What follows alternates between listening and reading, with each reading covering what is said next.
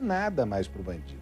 O bandido chega, atira, dispara, né, toca o terror na vida das pessoas e, infelizmente, a nossa lei, que deveria tirar o bandido do convívio da sociedade, não. O camarada é preso e a lei passa a mão na cabeça do bandido. Beneficia mais o bandido do que a vítima. Faça-me o favor, hein? Faça-me o favor. Ninguém aguenta mais isso, gente. Ninguém aguenta mais isso. E olha, daqui a pouquinho também pode vir comigo aqui, tem o caso do bailarino, há 1 mês desaparecido. Esse bailarino que saiu de casa sem os documentos, sem dizer para a família exatamente para onde ia, né? E acabou desaparecendo. A família não tem notícias. Hoje, 1 mês do desaparecimento do Antony, né? Um jovem com uma carreira promissora, ele que já havia se apresentado em vários cruzeiros marítimos, várias apresentações, não só no Brasil, mas fora do Brasil também. Ele sai de casa, desaparece, não há qualquer informação sobre o paradeiro do Antony e a família clama para que a polícia possa, de fato, investigar o caso e chegar ao paradeiro do jovem. E, infelizmente, hein, pessoal, vamos ser sinceros, o tempo vai passando, né? A gente que acompanha esse tipo de caso e sabe que esse tipo de caso pode ter um final que não é o final que todo mundo espera, pelo tempo, né, já passado desse desaparecimento, a possibilidade de encontrar aí o Antony com vida vai diminuindo, infelizmente, ainda que nós todos aqui tenhamos uma esperança enorme em torno do caso, né, mas ele não faz contato. Parece que não houve qualquer tipo de pista a respeito do paradeiro dele. Ele nunca tinha deixado de conversar com a mãe, ainda nas viagens que fazia, viagens internacionais, ele sempre dava retorno à mãe, aos amigos, pelas redes sociais, pelo telefone, falando sobre o paradeiro dele, onde é que ele estava e tal. E dessa vez não, dessa vez simplesmente nenhuma informação sobre o Antony, que saiu, me parece, só com uma roupa, roupa de treino, não é isso, Felipe? Roupa de treino. E aí deixou a casa dele, ninguém tem informação sobre o paradeiro dele. Meu Deus do céu, sofrimento da família, dos amigos, sem informação. E à medida em que o tempo passa, a esperança, ela, é claro, vai diminuindo, principalmente num país, né, em que a gente vive casos de violência um atrás do outro. Um atrás do outro. Um negócio terrível. Daqui a pouquinho tem mais detalhes aqui na tela da Band. Deixa eu ver como é que está o tempo em Campinas hoje. A umidade relativa do ar caindo. Aliás, é a previsão para os próximos dias, viu? A gente deve ter tempo seco, não há perspectiva de chuva.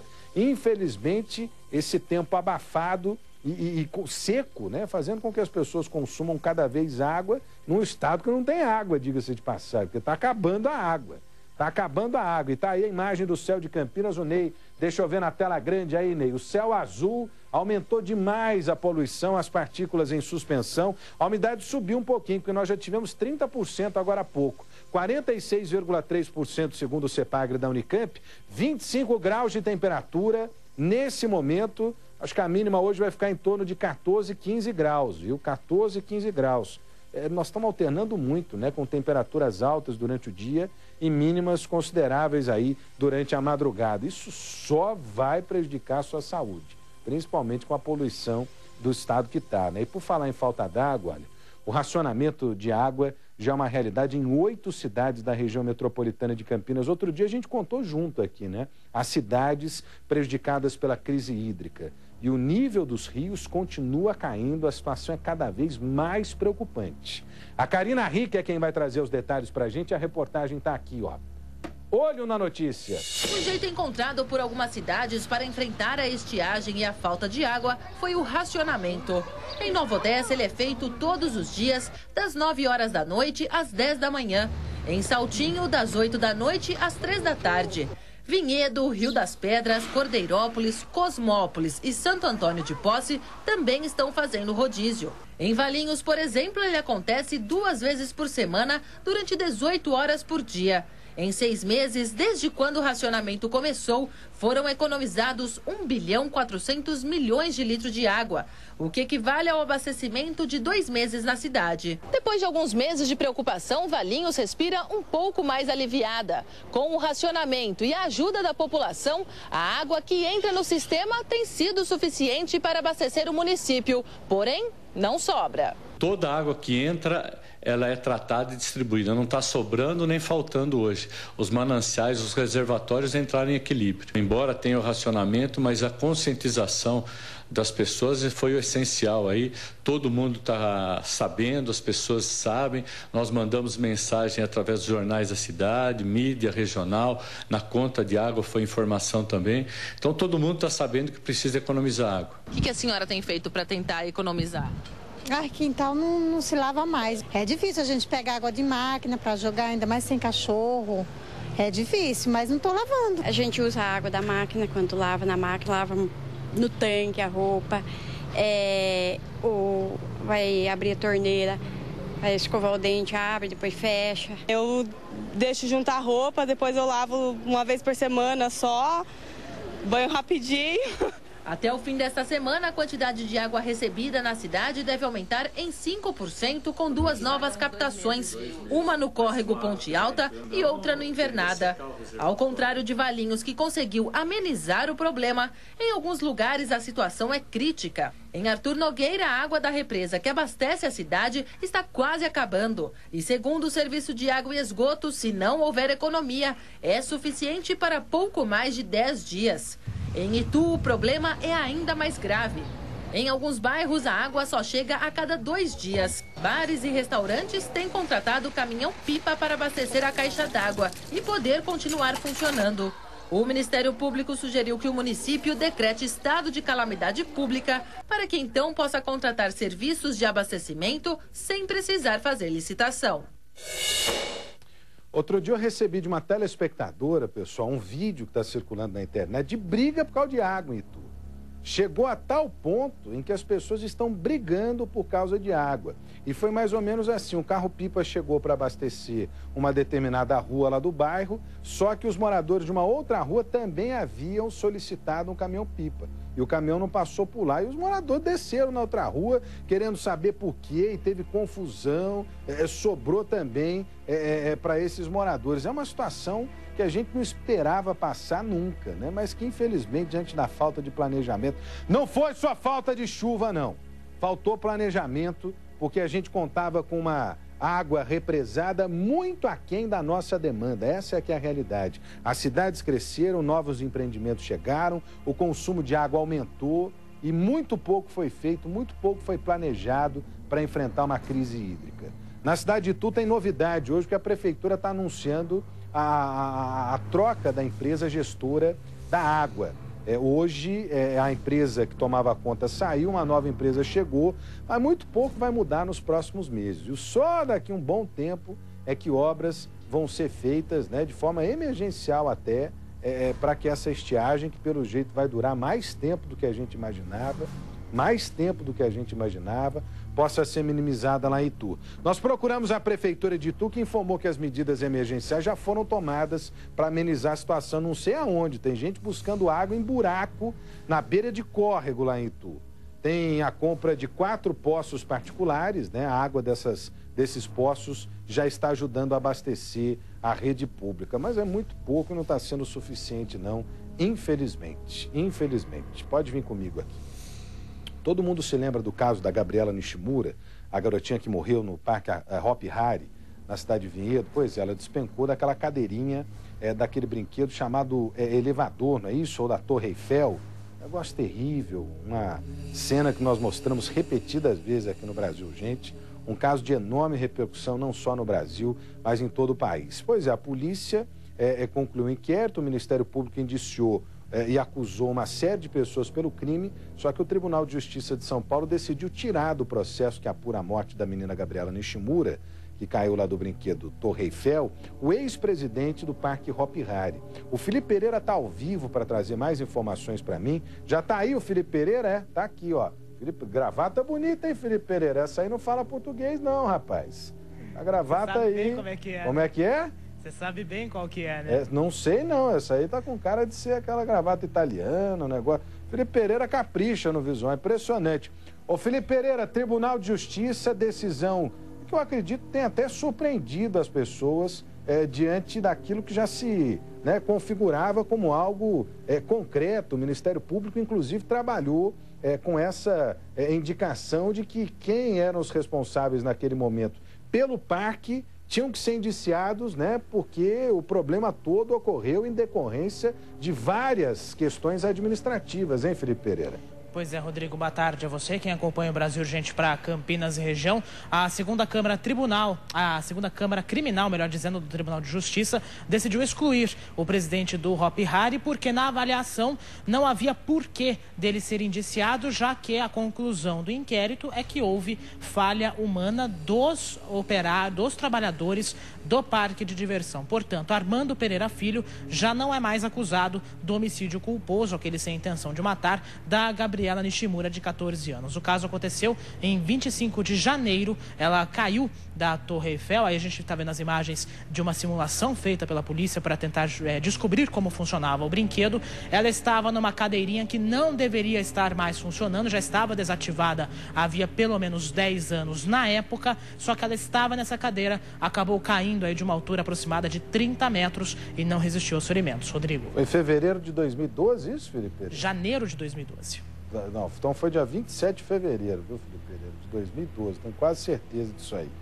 E aí foi o seguinte, meu camarada, na época, os caras não tinham lá um cartaz, não tinham adesivo, não tinham nada dizendo que a tal da cadeirinha não podia ser usada. E houve uma confusão, segundo apontou a investigação, depois a denúncia do Ministério Público, em relação aos operadores do brinquedo. Agora, numa boa, você mantém um brinquedo em funcionamento, cuja parte do brinquedo ali segue estragada, não pode ser usado, e não tinha anúncio nenhum, não tinha um impedimento, não tinha um espeto ali, sei lá, algo que impedisse alguém de sentar naquela cadeirinha. Isso é um absurdo, gente, isso é um absurdo, que me desculpem, mas é um absurdo terrível. Essa foi a minha opinião na época e continua sendo a minha opinião. Vários brinquedos foram vistoriados lá no Hopi Hari, depois disso, né?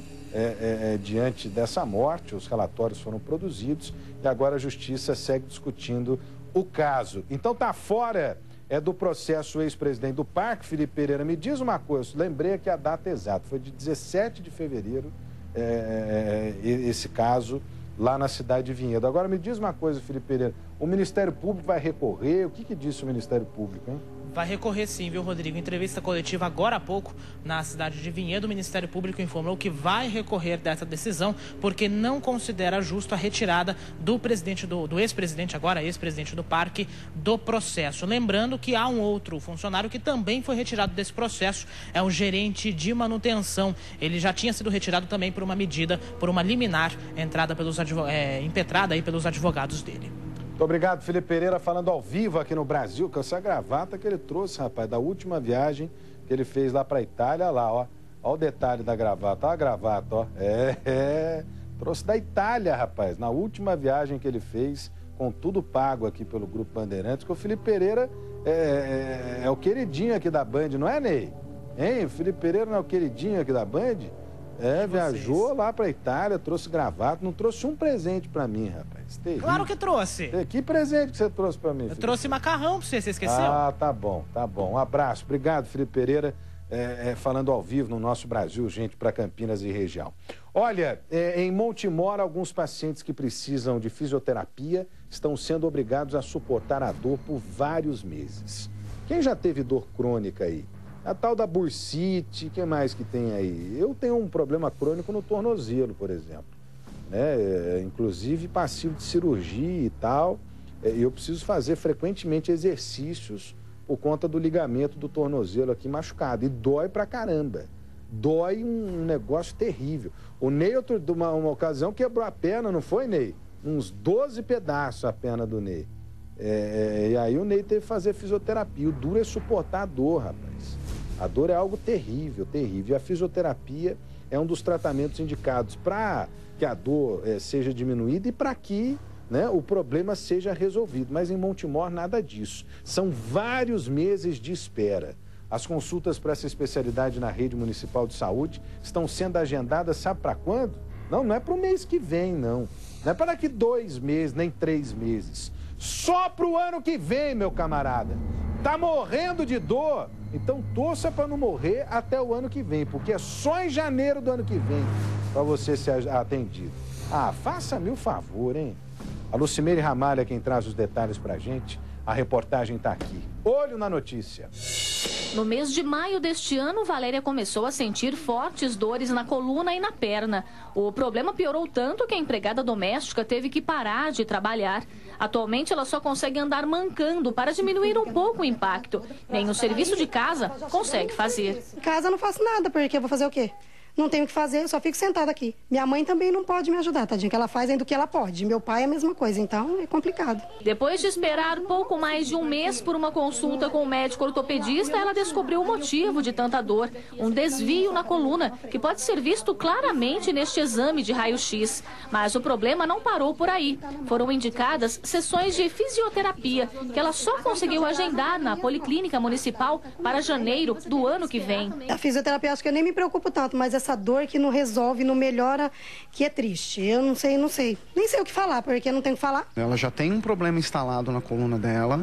Então, se ela continua a fazer as atividades, continua a trabalhar, continua a forçar com a coluna, isso vai piorar. De acordo com a prefeitura, existem ainda outras 39 pessoas aguardando atendimento com o fisioterapeuta. Muitas delas também só conseguiram agendar a consulta para janeiro de 2015. Segundo o fisioterapeuta, enquanto o atendimento não é realizado, o ideal é evitar o esforço para não piorar o problema.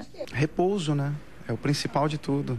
É repousar e fazer os tratamentos e esperar ver o que vai acontecendo. Olha, o negócio é o seguinte, duvida eu, Doc, se fosse parente de político, estariam nessa situação aí os moradores de Montemor. Duvida eu, Dó. Porque quando é político, né, os caras dão um jeito, manda pra clínica particular e etc. Duro é o povão, velho, que não tem a quem recorrer, o pobre povo trabalhador, né, que sofre com um salário miserável, né, e que paga imposto pra caramba, porque a gente paga imposto. Se a gente respira nesse país, a gente paga imposto. Se a gente espirra nesse país, a gente paga imposto, né? Se a gente sai de casa, a gente paga imposto. Se a gente dorme, a gente paga imposto.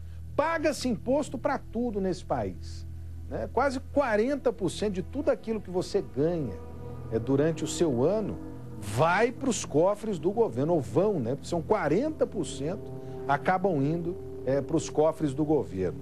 E aí, quando você depende, né, daquilo pelo qual paga caro, que é a saúde pública, qualidade nem no gibi, né, nem no papel tem qualidade. E chega a uma situação absurda dessa aí. Você imagina, a pessoa está com dor, né? Eu acabei de dizer para você, eu tenho uma dor crônica, que às vezes eu tenho que entrar no remédio, qual do meu tornozelo que é machucado. Né? De repente, meu camarada, com essa dor aqui, eu tenho que fazer medicação, enfim. Como é que a pessoa aguenta sem a fisioterapia? E a fisioterapia é decisiva no tratamento de algumas lesões, de alguns traumas. Se a pessoa não fizer a fisioterapia, ela pode, inclusive, perder movimento, né? Pode ficar com sequela. E aí, meu camarada, como é que fica? Vocês consideram plausível a espera até 2015? Vocês consideram normalzinho ficar esperando até o ano que vem? Vocês consideram que é isso mesmo, que a saúde pública é assim que funciona? É isso? Ah, vai te catar, velho. O sujeito que não resolve isso aí é um tremendo do incompetente. Essa é que é a realidade. Vem comigo aqui. O que a Secretaria de Saúde de Montemor disse? A Secretaria reconheceu que as consultas estão sendo agendadas para o início do ano que vem, mas afirmou que esse tempo pode ser reduzido com encaixes que são realizados em caso de desistência. Disse também que atendimentos de urgência e emergência são garantidos de forma imediata. A prefeitura da cidade prometeu realocar o setor de fisioterapia para um espaço mais amplo, permitindo a contratação de novos profissionais. Só que não deu prazo para isso. De promessa eu tô cansado, velho. Cansado de promessa. O povo tá cansado de promessa.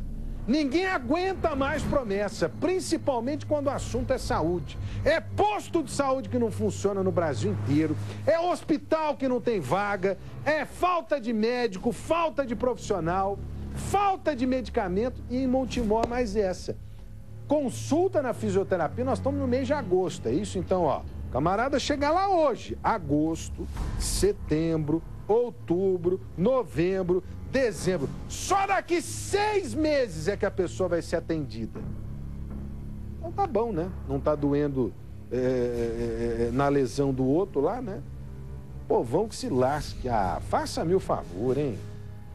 Vem comigo aqui. Aliás, eu estou esperando a sua participação nas redes sociais. Pode acessar lá o Facebook, o Twitter, viu? facebook.com/rodrigo.salomão.790, o Twitter no @RodrigoSalomão, do jeito que o Telzinho está mostrando aqui. Você manda a sua mensagem pra gente, pode mandar lá o seu comentário. Tá com algum problema no seu bairro, na sua rua, pode comentar com a gente. Pode sugerir pauta também, viu? Tem problema aí, a Band vai, porque a Band é isso, ó. Ela vai aonde muito político não tem coragem ou não tem competência para estar também, viu? Diga-se de passagem. Olha, homens do BAEP, mais uma do BAEP, o Batalhão de Ações Especiais de Polícia, prenderam 2 pessoas em Campinas suspeitas de tráfico de entorpecentes. O Canil encontrou drogas sintéticas com a dupla em um bar. A Fernanda Marion, mais uma do BAEP, ela vai trazer os detalhes pra gente. Vem comigo aqui, ó. Olho na notícia. Devanir de Souza, de 49 anos, e Paula Francinete Cirino, de 57, foram presos por tráfico de drogas. Os dois foram abordados no momento em que o pintor passava dinheiro, supostamente da venda das drogas, para comerciante. O rapaz disse que estava fazendo tráfico para sustentar o vício dele. A senhora até então está negando os fatos. Os homens do Batalhão de Ações Especiais de Polícia receberam uma denúncia de tráfico de drogas na região do Jardim Ieda, em Campinas. O lugar era um bar aparentemente simples, mas muito movimentado e também conhecido pela venda de entorpecentes. Ele fica ali no Jardim Ieda, paralelo a Rui Rodrigues. É um bar bastante movimentado ali, viu? Ele vai sentido a Vila União. É uma rua bem movimentada ali. Foram apreendidos R$ 683 no bar. A polícia desconfiou do valor, que era desproporcional ao movimento do comércio. Não tem tanto movimento assim de clientes e a quantidade de dinheiro era meio elevada pelo local ali e pelas condições de estabelecimento também. Também foram apreendidas 7 porções de crack, 14 de maconha e 17 de cocaína. Muitos comprimidos azuis foram encontrados pela equipe do Canil do BAEP na frente do bar. A polícia acredita que esses comprimidos sejam de uma droga sintética semelhante ao rebite, usado pelos caminhoneiros para inibir o sono. Droga sintética é complicado a gente fazer uma avaliação de início. A droga sintética tem que ser feita perícia. A pessoa que tem a droga, ou ela fala o que é, ou somente a perícia pode dar uma resposta. Para a surpresa dos policiais, diversos documentos estavam no local. Foram encaminhados para a delegacia, RGs, documentos de veículos, carteiras de habilitação, uma carteira de trabalho e ainda um título de eleitor. A suspeita é de que essa documentação seja de usuários que compraram drogas, mas não tinham dinheiro para pagar. Muitas vezes são devedores, né, que não têm o dinheiro para comprar a droga. Lá acaba deixando como garantia, né, o documento para voltar a pagar depois a droga. Oh, só me faltava essa. Então quer dizer que o sujeito, quando ele não tem grana, sei lá, vai ficar devendo na biqueira, ele deixa o documento, é isso que eu entendi. A Fernanda tá comigo aí, ô Felipe Pereira?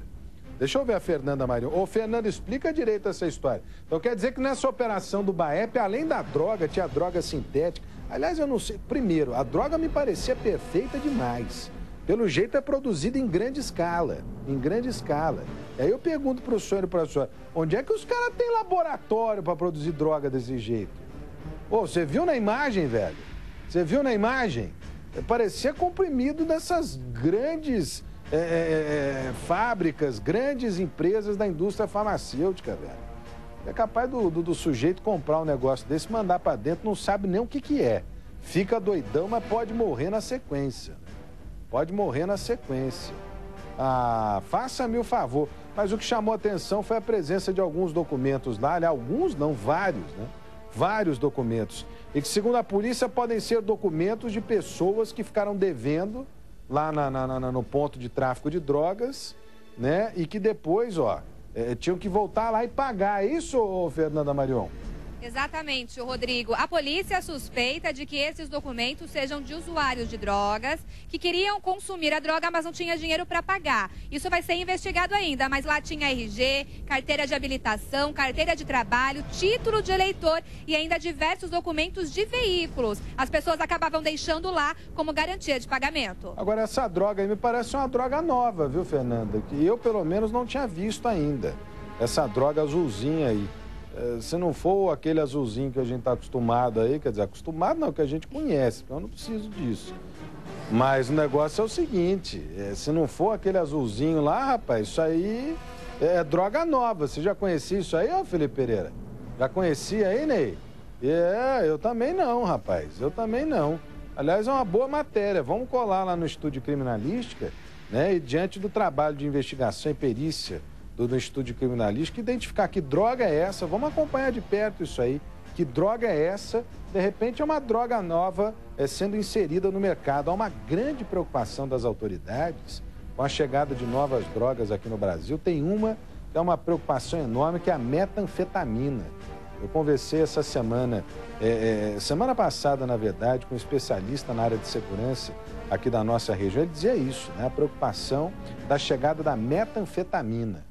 Né? E essa pessoa que trabalha com inteligência policial me diz o seguinte: Salomão, a metanfetamina é mais barata que o crack, já é realidade nos Estados Unidos e ela é muito mais devastadora do que o crack. Muito mais devastadora do que o crack. E, infelizmente, né, as projeções que as autoridades fazem, pelas falhas de fronteira, pelas falhas de fiscalização que permitiram a inserção de outras drogas aqui no Brasil, a chegada da metanfetamina é uma questão de tempo. Essa droga, ela é ultra, né, perigosa, muito mais perigosa do que o próprio crack. Que a gente já considera, né, a pior droga de todas. A gente já considera a pior droga de todas. Obrigado, Fernanda. Volta já para falar do latrocínio lá na cidade de Sumaré. A região inteira, né, com esse latrocínio, chocada com a violência causada por esses criminosos, que hoje matam, rapaz, tiram a vida de uma pessoa sem se preocupar com absolutamente nada. Tirar a vida de uma pessoa virou algo normal. Em Atibaia, uma prostituta foi presa. Ela é acusada de matar um travesti. O motivo do crime? Disputa pelo ponto de prostituição.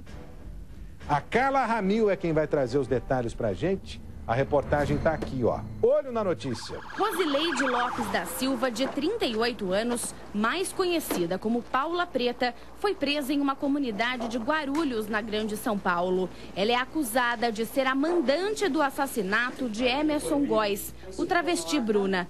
A polícia chegou a Paula depois de escutas telefônicas. A mulher, que é cafetina e comandava um sistema de prostituição em Atibaia, é apontada porque disputava um ponto com a vítima e protegia uma mulher que teria uma dívida com o travesti. Paula Preta protegia essa prostituta que saiu da cidade, desapareceu. Ela era conhecida como Monique. E a Bruna cobrava uma pendência econômica com essa mulher, com essa prostituta. A Bruna, recentemente, pouquinho antes do crime, cobrou de uma forma mais ousada. A suspeita sobre Paula cresceu durante o depoimento. A mulher tentou incriminar outras 2 pessoas e não compareceu a segunda vez em que foi chamada à delegacia. Até que ontem à noite, o filho dela foi flagrado pelos investigadores, colocando roupas e eletrodomésticos no porta-malas do carro da mãe. O veículo seguiria para Tocantins, onde Paula ficaria escondida. Isso foi desmentido com outro jovem que estava do lado, que estava ajudando a carregar esses objetos. Então ela é dissimulada, ela é mentirosa e a cada dia que passa, a sua suspeita nessa morte fica mais evidente. O travesti foi encontrado morto aqui neste barranco, atrás do cemitério municipal. Ele foi degolado. Segundo a polícia, haviam cortes profundos na região do pescoço e também nos pulsos. Pelo corpo, marcas de luta corporal. Indícios que mostram que Bruna lutou para sobreviver. Para o delegado, Paula Preta tem uma mente diabólica e jamais deixaria a Bruna estragar os planos dela. E por isso teria planejado uma morte tão cruel. O objetivo da prostituta era ainda mais assustador. A intenção dos homicidas foi exatamente separar o corpo da cabeça, decapitar. Para quê? Para colocar essa cabeça no local onde ela mais era vista ali se prostituindo, para ficar como uma espécie de troféu e mostrar o poder de Paula Preta. A polícia vai investigar agora se Paula Preta participou da execução e também quem ajudou no homicídio. O delegado espera apenas receber da operadora a localização do celular